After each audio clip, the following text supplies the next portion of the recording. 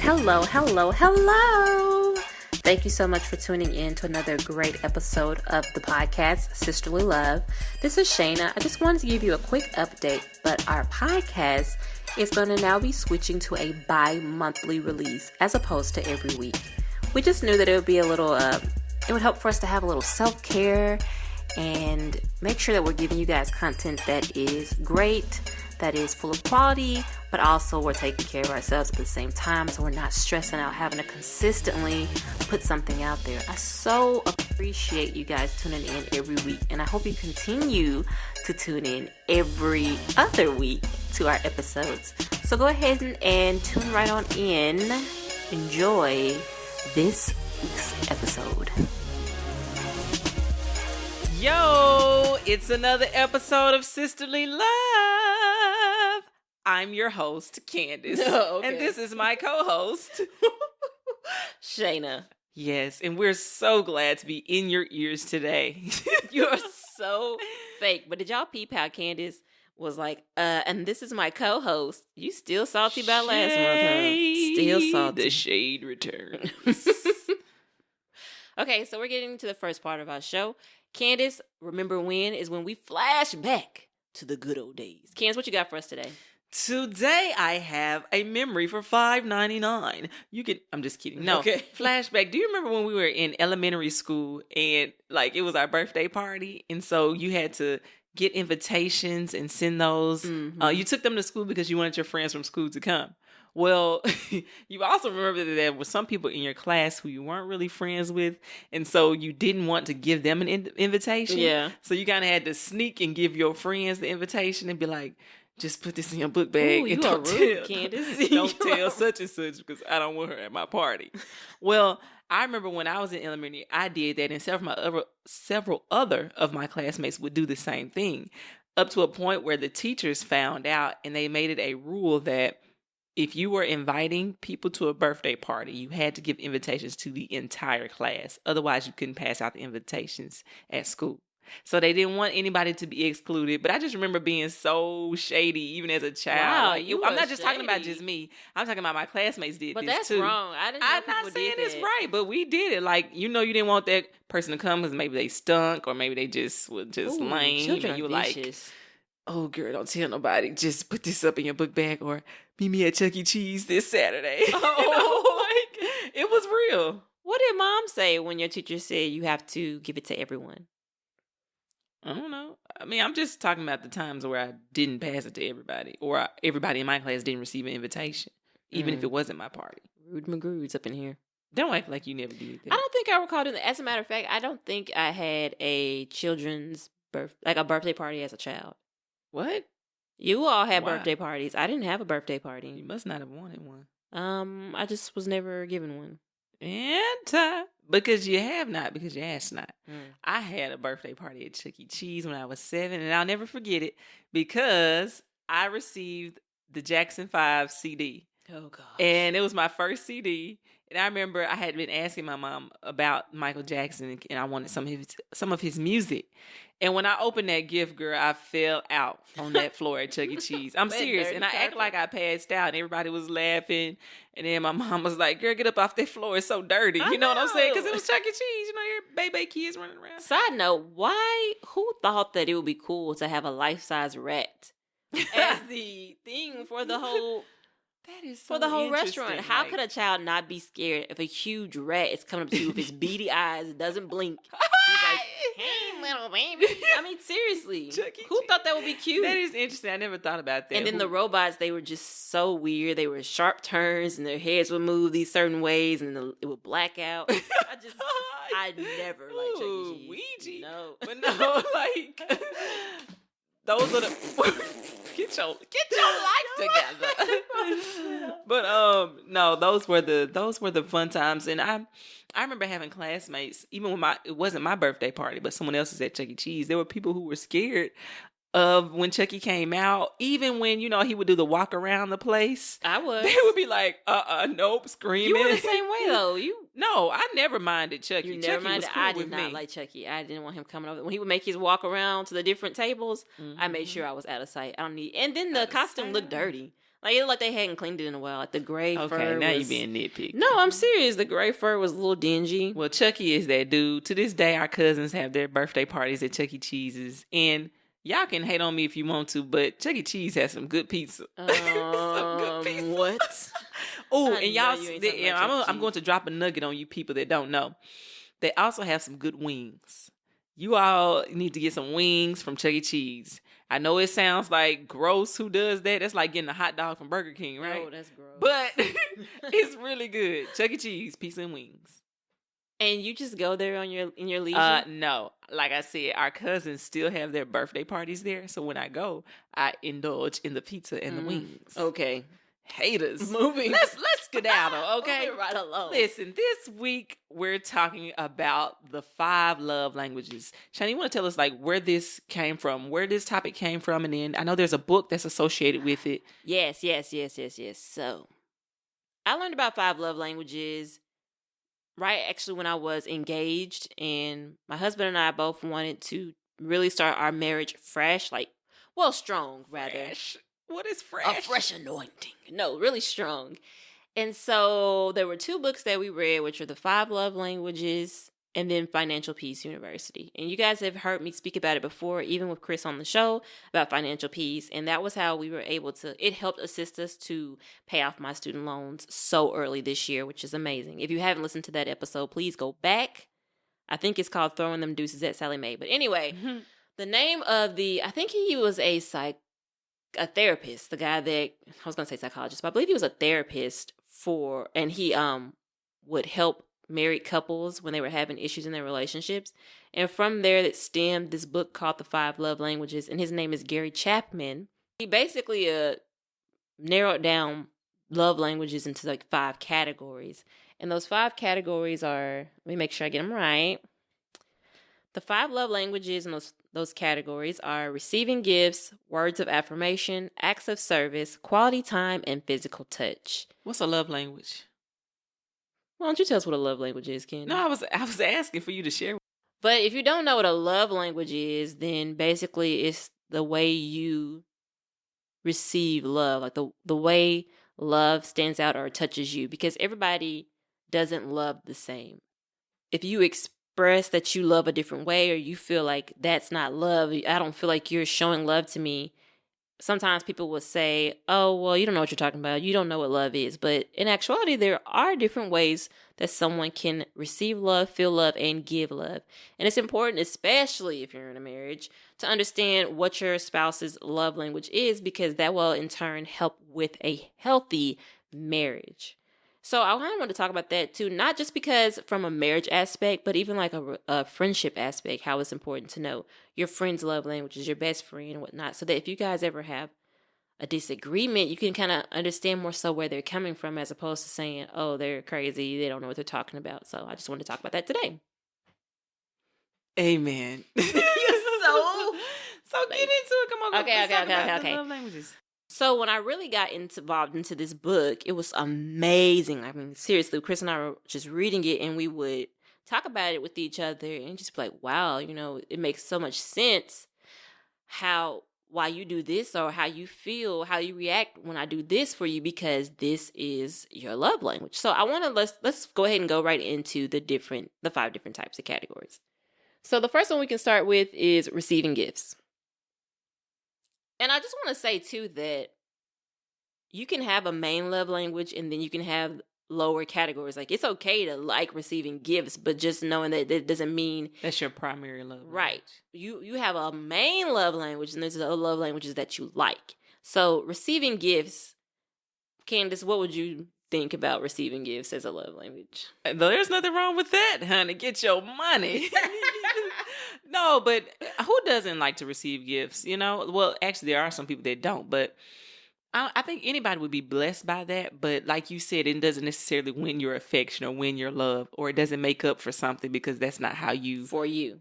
Yeah. Speaking about myself, it doesn't, like I said, I like a free gift, especially if it's food. Something that say that. Candace loves free food. Listen, let me tell y'all something. So just go ahead. If you want me to do something for you, you don't have to pay me in money. If you would provide my belly, with the fellowship of bread. I ain't talking about manna. I want some meat. But no, seriously, I like free gifts like that. If it's catered to, something that I like, or even drop a little note, let me know that you're thinking about me. That's great. That's cool. Love it. But my love language is still not receiving gifts per se. I think everybody likes that, but it doesn't necessarily mean, that's my primary way of receiving love. For you. However, for someone that's listening, that may be the best way to get to them to show love. Like, buy me a diamond necklace. We cool. You love me. Ooh, you love me. Okay. Thank you. Seriously. Anyway, so receiving gifts doesn't have to just be a necklace or jewelry. Receiving gifts, like Candace said, can be food. Yes. Thank you so much. Oh, bless you. That's how I know you love me. Or something that somebody needs, like say Candace needs some groceries. You're back on food. Say Candace needs something for her classroom. So you heard her mention that, so you gifted her with maybe some resources, some books, some papers, some markers. That's receiving gifts. You're appreciative of that. Mm-hmm. So I don't want to think of people to just be narrow-minded to think it's just jewelry, because that can get expensive. And somebody's love language is receiving gifts. I'm just gonna tell you right now, I don't have all that in my pocket to just be blessing you with jewelry all the time. No. It's not trying to buy your affection, but anyway. The next one is words of affirmation. Words of affirmation. What does that mean? You tell us, Maya. Okay, let me stop playing. No, words of affirmation. What's the root word? I'm about to turn this into a lesson from school. Go ahead, teacher. Affirmation. See, when we try to find the definition, or when we come across a word that we're unfamiliar with, we must look at the word in context. And sometimes there may not be words around it that tell us what the word means. So let's look at the root word of affirmation. What is it, class? Affirm. Affirm. And what does that word sound like? Affirm. No, girl. What other word do you know that sounds like affirm? Confirm. Confirm. And what does it mean to confirm? To F for participation. Focus, girl. Focus. Confirm. To solidify. Yes, thank you. Very good, Shayna. Okay, you get a 10 today. But affirmation, just meaning it's similar to the word confirm, just meaning to basically, like you said, solidify what someone has, to solidify that person's beliefs. So, for example, if my love language is words of affirmation, and if I ask you how I look in this dress, I want you to tell me that I look beautiful, that it's very becoming of me, that it's shapely on me. That I'm a size 6, 36, 24, 36.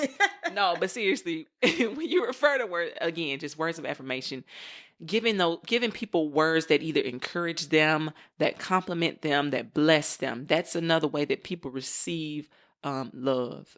They like to hear it. So you oftentimes hear people say love is an action. Love is a verb, rather, and it's an action. Maybe you're doing something for someone. But for a person that has the love language of words of affirmation, they would much rather hear you bless them. Words out of your mouth. Confirm or affirm something for them. Girl, you are so crazy. Break it down by me and a friend. That was really good to understand what words of affirmation is. So yeah, it's just... And it made me think about our mom, because that was her love language. Mm-hmm. So she made this tea, y'all. Oh, it's so good. Yes. This tea. And she would always have us taste it. And I used to joke around and be like, too much, whatever. And she'd be like, come on now, you know what my love language is. I need to know what it is. And so that reminded me of her, because I never just gave her fake stuff. It was true stuff. It was always good. The tea was always good. But I just affirmed her because that was her hard work. And that's something for me. I'll say that my words of affirmation hasn't necessarily been my primary love language, but I've noticed that I have different love language for different things in my life. Like, for example, my musical endeavors and this podcast, words of affirmation is my love language for these things that I'm pursuing. But in my normal life, like every day, I don't need that. But it's so helpful especially when somebody's putting their all, you're an entrepreneur, you're putting a lot of work in, a lot of hard work. You kind of want that affirmation. You want somebody to tell you that you're doing good to keep pushing because it's hard.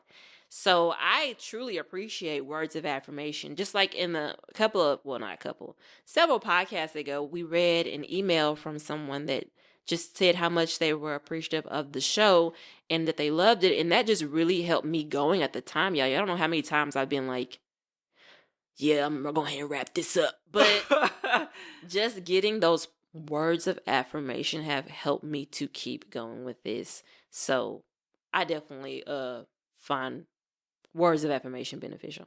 Okay, so what about the third or another love language, acts of service? And when you brought up our mom just a minute ago, how one of her love languages was words of affirmation, I think that she would do acts of service for us. Like, I can remember where she would go to the grocery store, right? And she would come back with...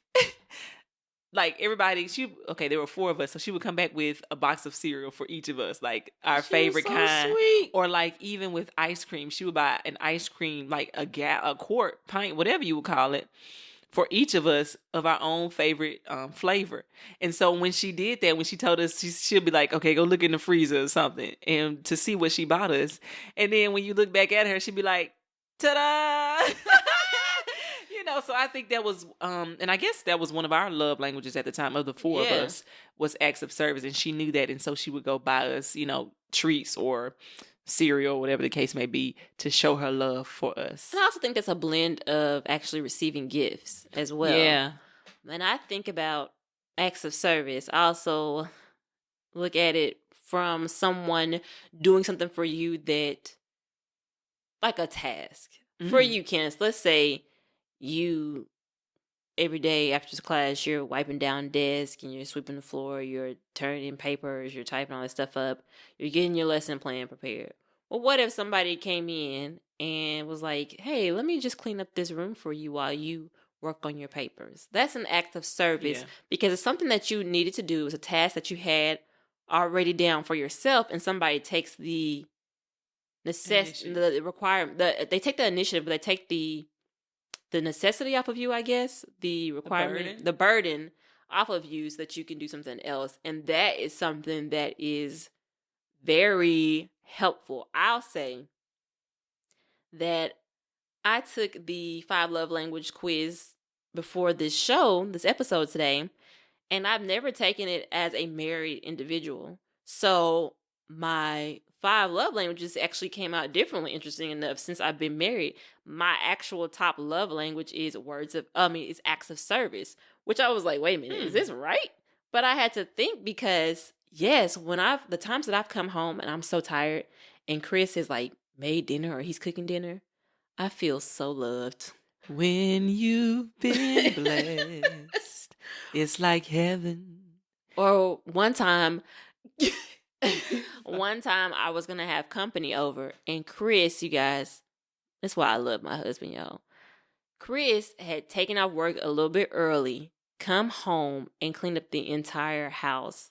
So that when I came home, y'all, the floor had been mopped, the dishes had been washed, everything was shining. I was so speechless. I was so blessed. You know what he was saying when he did that? What? I wanna be your man. All right. Anyway, be your man. And when I got home, he was playing PlayStation. Do y'all know that I didn't bother that man for the rest of the day? As a matter of fact, I said, "What would you like for dinner?" "I'm cooking whatever you want." And I went in that kitchen and I cooked him up a meal because he had blessed me so. He had really shown love to me.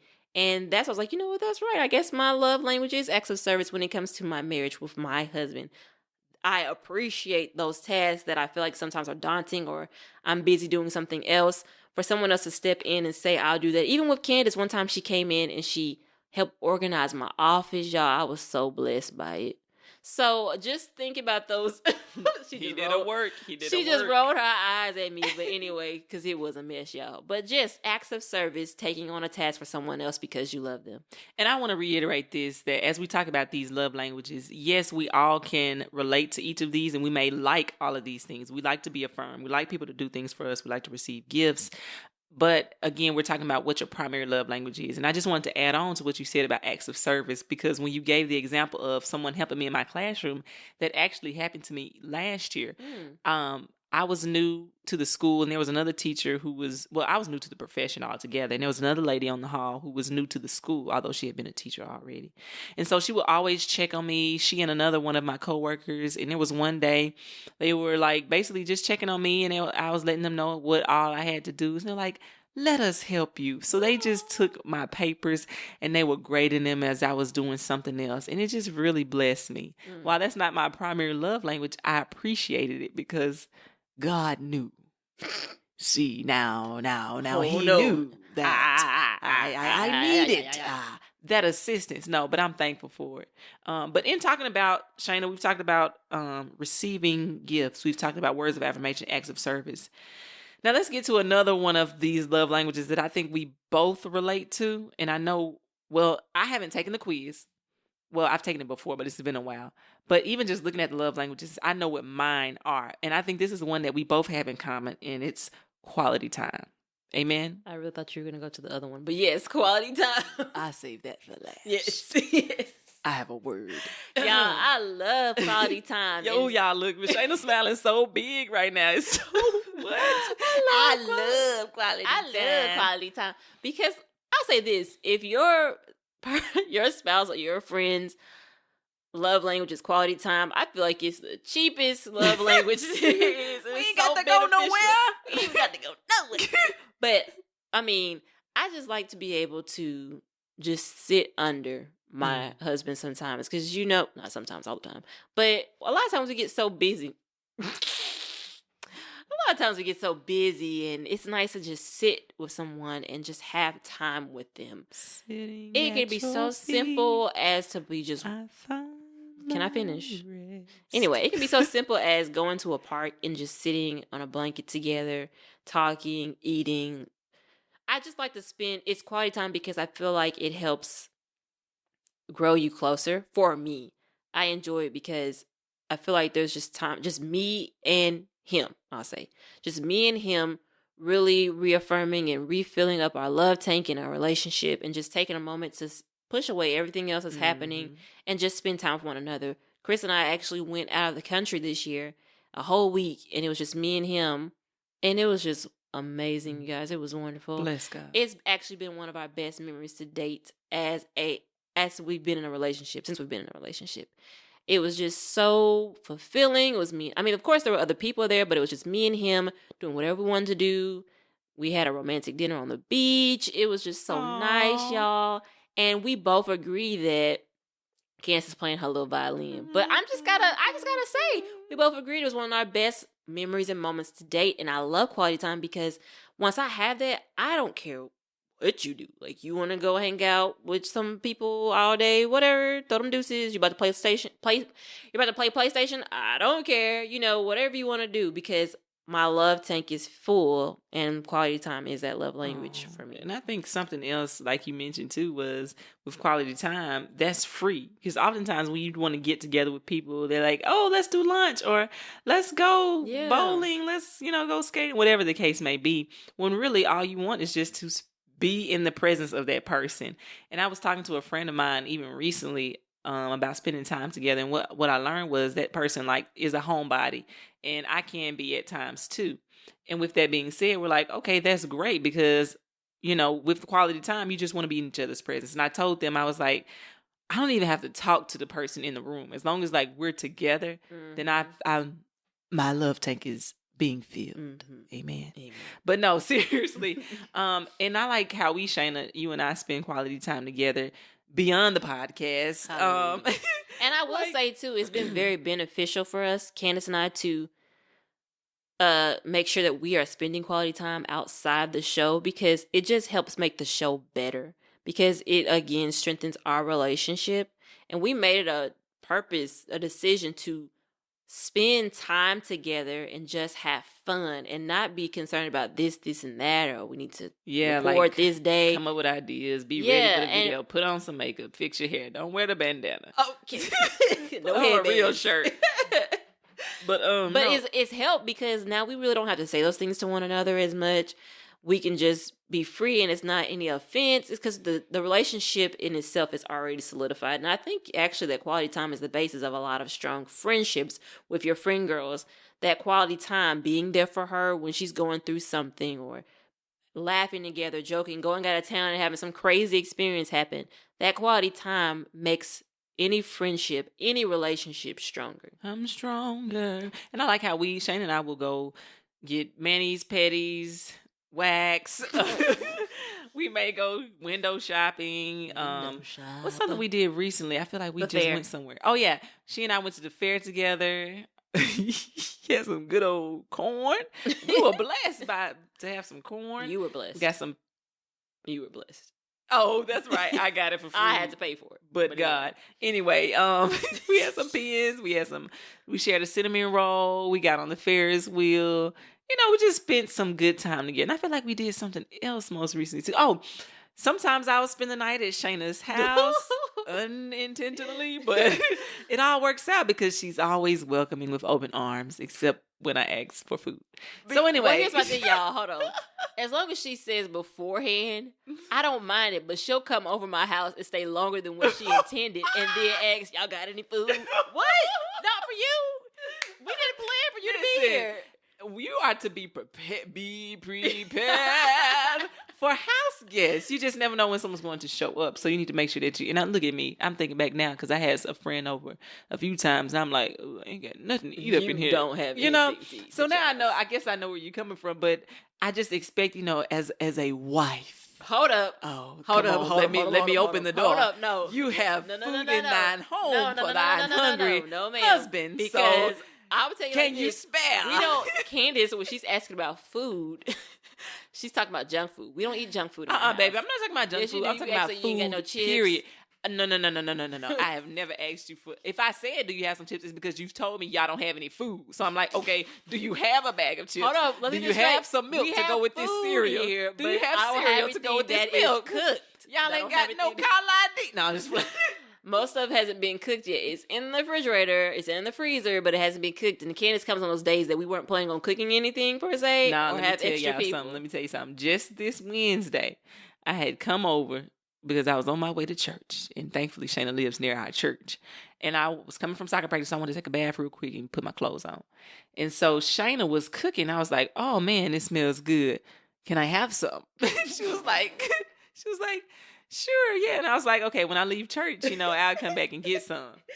Y'all tell me why I'm in the middle of this blessed church service and I get a text message saying, hey, sorry, my husband got a little hungry. He ate all the food, yada, yada. So basically you SOL. Okay, hold up. I'm like, you know what? She better be glad I was under the word because I was enjoying the service so much that I wasn't even tripping on. I was like, okay, that's cool because I had half a sandwich here that I left here anyway that I was going to eat. So I get back over here and honey, it's gone. It's gone. So Can I tell my side now, please? I heated up my little half a sandwich for Nukes. First of all, I am a planner, okay? Candace, I went for a run actually before I started cooking and my husband told me that Candace called and said she was coming over here to get ready to go to church. That was, service was at 7. I didn't get back to like 6:30, 6:40, right? So, no, I didn't have any food prepared for her. And plus, I was making chicken nachos. Cooking. How can you have leftover chicken nachos, y'all? For real. How do you have leftover chicken nachos? Set it to the side. No, ma'am. It was in a skillet. We put it in the oven. So, yes, no, we didn't have. And I'd already planned out to have this amount for dinner and then have the rest of it for lunch. Not nachos, but just the chicken to go somewhere else. I can make another meal. So when you came in, it wasn't my intention. I said, sure. You're supposed to say, forget that other meal. I'm going to feed my sister. When I made it, I didn't have anything left. Chris and I were both eating it. I was just like, dang, we don't have anything to leave for her. So let me just text her now so she doesn't come back and try to get upset because we had no chicken nachos. But anyway, back to love languages. Oh, yeah, okay. We went on a whole rant. I just had to tell y'all about how trifling. And I want to let y'all know that I wasn't trifling, but Candace called late in the midnight hour. And God was going to turn it around, but you ate it. But anyway, moving right along. So that was something that Shane and I both share as far as love languages, quality time. So as of now, we've discussed Receiving gifts. First one? Oh yeah, we've discussed receiving gifts, words of affirmation, acts of service, and quality time. Now Shayna's already revealed her two love languages are acts of service and quality time. But now let's get to the meat. Okay, enough of the potatoes and green beans. I need some steak. EBB. But anyway, the last love language, for those of you that are not familiar with the 5 love languages, is physical touch. Hey, somebody! Shut down. Don't be afraid to touch. Touch my body. But anyway, no, physical touch is what I know without a shadow of a doubt is one of my love languages. Ooh, have mercy. But no, you know what? You want to talk about this? Nope, one? you go right ahead. Physical touch. So I've always been the touchy type. I like to, even when I'm laughing at somebody or laughing at something, I have to hit them. I guess that's my way of letting them know, like, I'm really laughing. Like, this is really funny. Or you so crazy. Psh, just hit them on the shoulder or something. Or even hugging people. I'm a hugger. When I meet you or see you, I'm like, hey, it's been so long. Hugs, XOXO, that kind of thing. Well, I'll just say that is not anywhere near my top love language. I don't need you to touch me when you talk to me. Oh, yeah. Y'all remember that time Shayna was like her coworker? No, Shayna went running with this group or with some lady that was in the group and she touched your stomach. Don't ever feel like you need to touch me. I'm serious. If y'all ever see me out, don't touch me. Okay? It's not anything against you, but I just don't need you to touch me. I don't like invasion of personal space, I guess. Yes. Whereas I'm the opposite, where like if you touch me, you're letting me know, oh, I don't know. For me, that's like endearing, like, and I'm not saying inappropriate touching and groping or nothing. I ain't with that. See, people don't wash their hands. Well, and that's true. And in those cases, like my students, they may try to hug me. I mean, you have to just watch that period. But they know that I give them dap, I could give a closed fist just to show my love for them, And even in sports and athletics, one thing I learned was the most close-knit teams are those that give a lot of touches, meaning they're constantly high-fiving each other, patting each other on the back, on the butt, whatever the case may be. Oh, yeah, I get that. That's definitely fine. Yeah, no, I know that. I'm just saying, like, that just, I don't know, that just does something for me. But now I don't mind my man touching me. But we know that, and I'm glad you said that because that goes I don't need with any strangers touching me. I was going to say, yeah, Donald Trump locker room talk. Now, we're not with that. Mm-hmm. But what I was going to say is with knowing, now I'm speaking for myself here, knowing that my love language, my primary love language is physical touch, I have to be extra careful and extra mindful with dating or being out with someone of the opposite sex. Yes. You know what I'm saying? You have to set those boundaries because the enemy knows your weakness. And if you give any man an inch, he'll take a foot. Oh, baby, I've learned. Learned. And you know what? And I'll just be transparent here. Can we talk? Go ahead. Can we talk, sister? Can we talk for a minute? Well, I want to know your name. I thought it was cool. We had it until the end. I was looking at you. I shouldn't have been looking at you. I was anyway, go ahead. Knowing that physical touch is my primary love language, it's important for me to know what, let's say, this person that I'm dating, I have to know what their love language is, not just to, cater to that or whatever, but for example, if their love language is also physical touch, that ain't good. Mm-mm. You know what I'm saying? Most men are. You know what? Yeah. Amen. Because, like I said, well, let's just talk. In dating, even when I was in college, it always ended the same for me.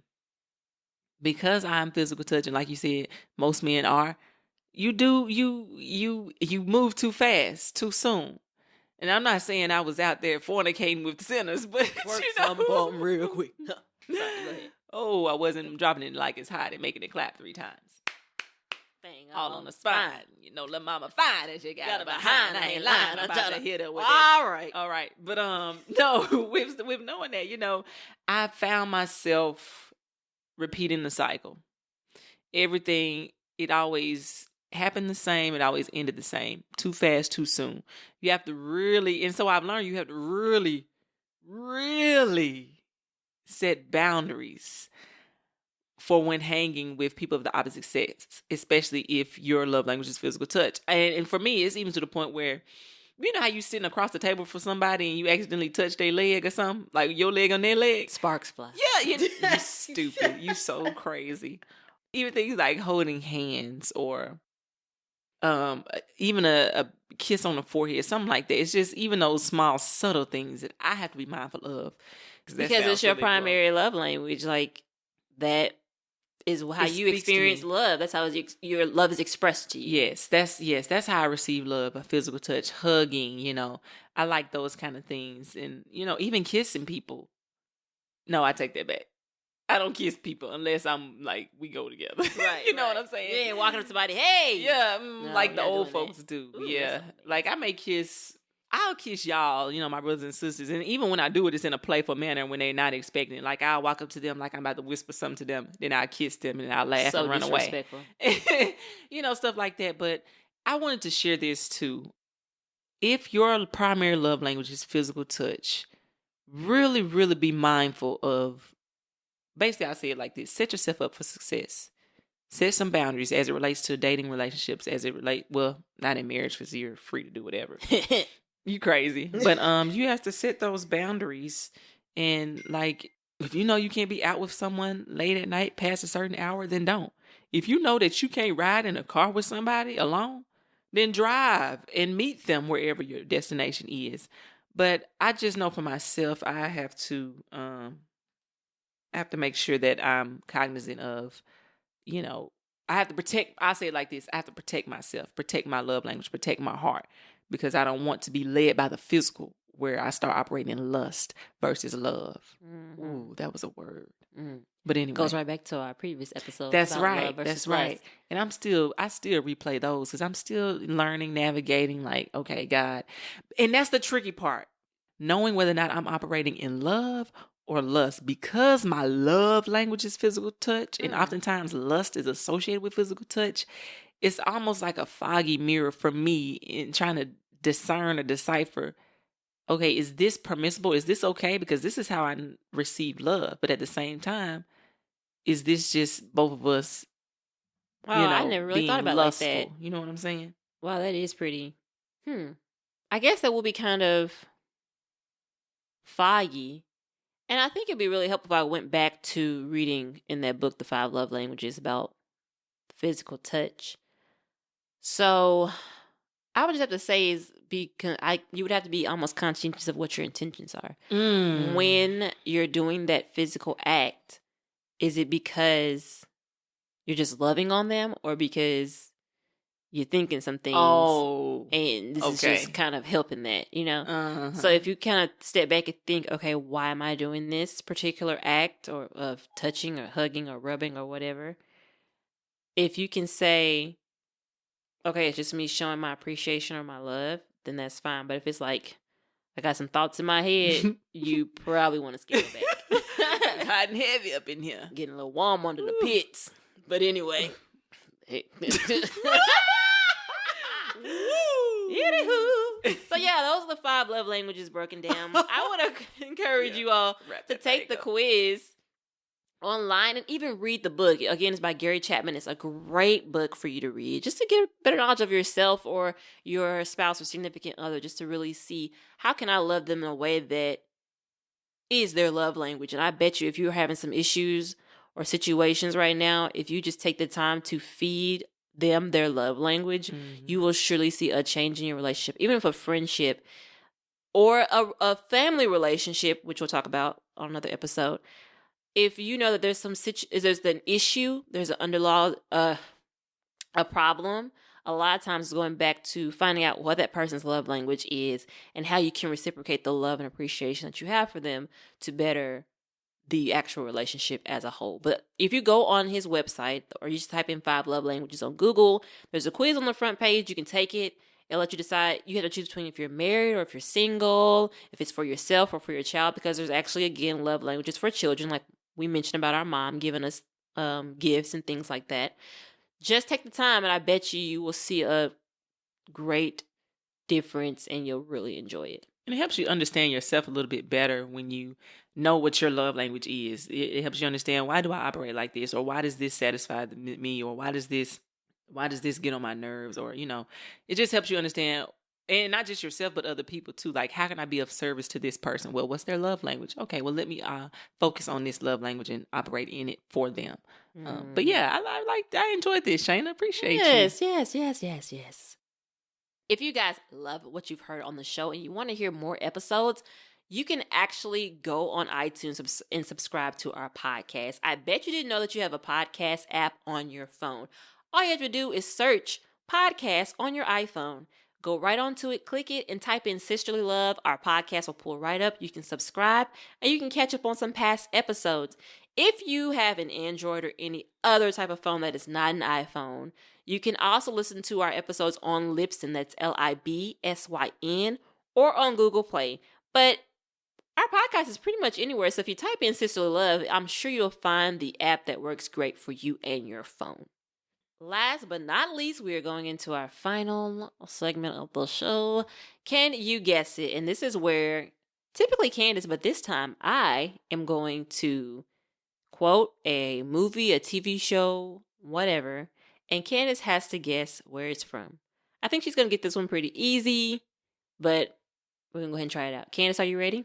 I'm ready. Come and let's play together in the bright sunny weather. Let's all go to Gullah Gullah Island. Gullah Gullah. Yeah, I remember that show. That was back in the 90s. I love the 90s. Remember that show? Yeah. I love the 90s. I think so. I actually like that show because the girl's name on there was Shayna. So it's got a special place in my heart. It was the first time I heard my name on a national show. Remember that show, Shaina? It was spelled like your name. Taina. My bad. Taina. All right, you guys, that is it for this week's episode. Until next week, we'll holla at your player. Peace.